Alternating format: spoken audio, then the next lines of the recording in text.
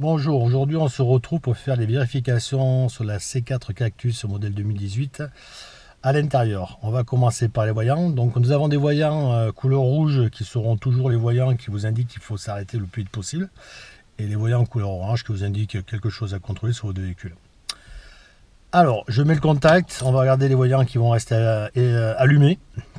Vous avez ici le voyant vous indiquant que vous avez un problème de batterie. Là, vous avez le voyant vous indiquant que le frein à main est tiré à l'heure actuelle. Mais si ce voyant-là s'allume en roulant, ça veut dire que vous avez une anomalie au niveau du freinage. Ici, vous avez le voyant indiquant qu'il y a une ceinture qui n'est pas attachée dans l'habitacle, excusez-moi. Et ici, vous pouvez aussi le retrouver au-dessus du rétroviseur intérieur, les différents voyants vous indiquant pour les ceintures de sécurité à l'intérieur du véhicule. On coupe le contact, je remets le contact pour les autres voyants qui vont s'éteindre. Ici, nous avons le voyant d'huile. Ici, le voyant d'eau, température d'eau. Vous avez le voyant de pression des pneus.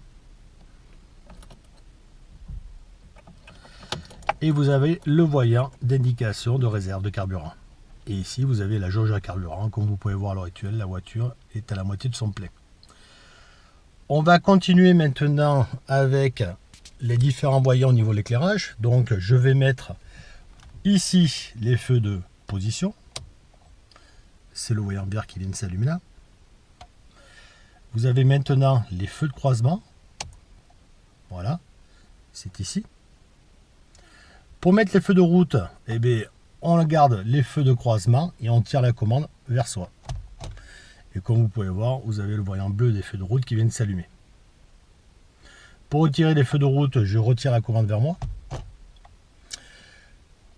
Maintenant, pour mettre les feux de brouillard avant, on va garder les feux de croisement et on va mettre simplement la partie centrale du commodo vers l'avant une fois. Et comme vous pouvez voir, vous avez les feux de brouillard avant qui viennent s'allumer. Maintenant, pour mettre les feux de brouillard arrière, on va être obligé de passer par les feux de brouillard avant pour pouvoir allumer les feux de brouillard arrière. C'est-à-dire, je remets encore un coup vers l'avant et comme vous pouvez voir, le feu de brouillard arrière est allumé. Si maintenant vous devez tout éteindre, c'est simple. La meilleure solution, c'est de remettre carrément à zéro. Voilà. Et là, vous attaquez carrément sur les bases. On continue au niveau des questions, justement. Comment est posée la question à l'examen, comment est fait le tirage au sort, c'est simple. Comme vous pouvez voir, à l'heure actuelle, la voiture a 6763 km. Si je tomberais ce jour-là avec mon inspecteur à l'examen, ma question tirée au sort serait la numéro 63. Les deux derniers chiffres du compteur kilométrique. On continue au niveau du commodo des essuie-glaces. Donc, pour actionner la commande d'essuie-glaces en rapide, c'est simple, vous montez de 1, 2, 3 crans. Voilà, là nous sommes en rapide et vous remettez à 0. C'est indiqué ici. Pour l'essuie-glaces arrière, la manip, c'est le bout du commodo que vous allez faire pivoter vers l'avant. Voilà, là nous avons l'essuie-glaces arrière qui s'allumait. Pour l'éteindre, on se remet en position 0. Au niveau du volant, ici vous avez la commande d'avertisseur sonore, le klaxon, ce qu'on dit la plupart du temps, mais chez nous on appelle ça l'avertisseur sonore. Là vous avez la commande pour le régulateur. Bon, mais il faut savoir que pour désactiver le régulateur, soit on appuie sur la pédale de frein, soit on débraye. En passant en dessous du commodo d'éclairage, vous avez ici la commande permettant de régler la hauteur des phares à l'avant en cas de charge au niveau du coffre. On continue, on va passer au niveau du rétroviseur intérieur. Donc si on doit mettre notre rétroviseur intérieur en position de nuit, vous avez la petite languette qui est juste dessous, vous la tirez vers vous. Voilà, ça c'est la position de nuit, c'est pour éviter d'être aveuglé si vous avez un véhicule derrière vous qui vous suit avec un mauvais réglage de phare ou en plein phare. Et là on se remet en position jour.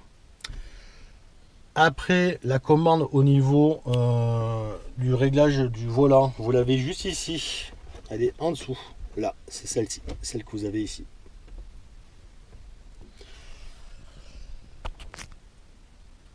Au niveau de la tablette, c'est-à-dire c'est tout ce qui est chauffage. Donc voilà les différents boutons que vous pouvez appuyer pour justement chercher vos pages. Ici, si on appuie ici, on tombera sur la page de tout ce qui est commande réglage de chauffage. Ici, vous avez le recyclage de l'air intérieur. Il faut savoir que cette commande-là est utile, par exemple, si vous rentrez dans des fumées épaisses ou dans un tunnel lorsqu'il y a un peu de pollution. C'est pour éviter de prendre l'air extérieur, ça va recycler que l'air intérieur. Le problème qu'il y a de cette commande-là, l'hiver, c'est qu'elle va vous amener beaucoup de buée dans la voiture. Ici, AC, c'est la climatisation. Ici, vous avez la commande permettant d'augmenter ou de baisser la puissance de ventilation. Et ici, vous avez la commande permettant de mettre l'air chaud ou l'air froid. Ici, vous avez toutes les commandes qui permettent de diriger l'air suivant les directions que vous voulez l'envoyer dans l'habitacle. Ici, vous avez la fameuse commande permettant de désembuage du pare-brise.